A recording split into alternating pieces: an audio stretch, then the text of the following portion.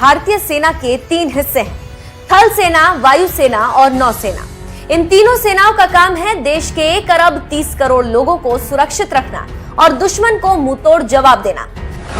लेकिन इन तीनों सेनाओं की कई ऐसी चीजें हैं जैसे ड्रेस कोड, युद्ध का मैदान और भी बहुत कुछ। जैसे कि वायु सेना हवा में युद्ध करती है तो नौसेना समुद्र के अंदर दुश्मन को मुंहतोड़ जवाब देती है, तो वही सीमा पर जमीन से थल सेना दुश्मन पर टूट पड़ती है।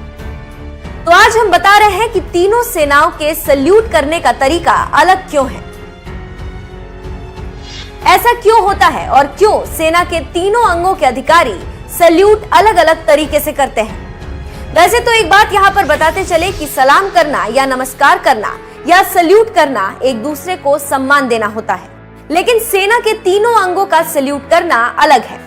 सबसे पहले हम बताते हैं कि थल सेना के सल्यूट करने का तरीका क्या है और क्यों। वैसे तो थल सेना अपने खुले पंजे से सल्यूट करती है।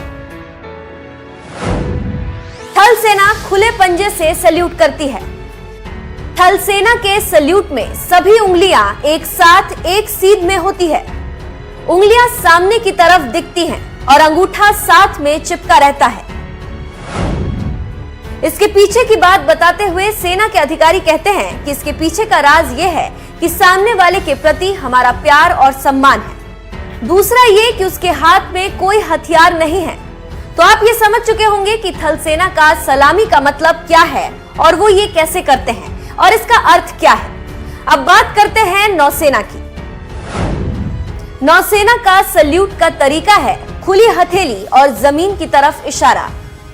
ऐसे ही नौसेना सल्यूट करती है और यह सल्यूट थल सेना से बिल्कुल अलग है।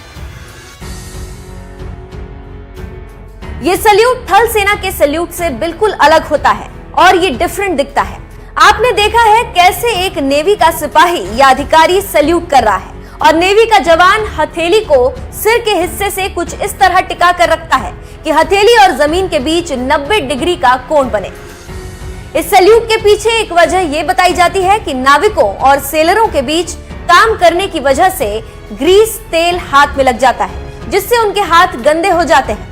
इसलिए ऐसा सल्यूट करने का तरीका निकाला गया है जिससे सामने वाले को गंदे हाथ ना दिखे और सामने वाले मेहमान को खराब ना लगे। इस तरह हथेलियों को छिपाकर सामने वाले को सम्मान पेश किया जाता है।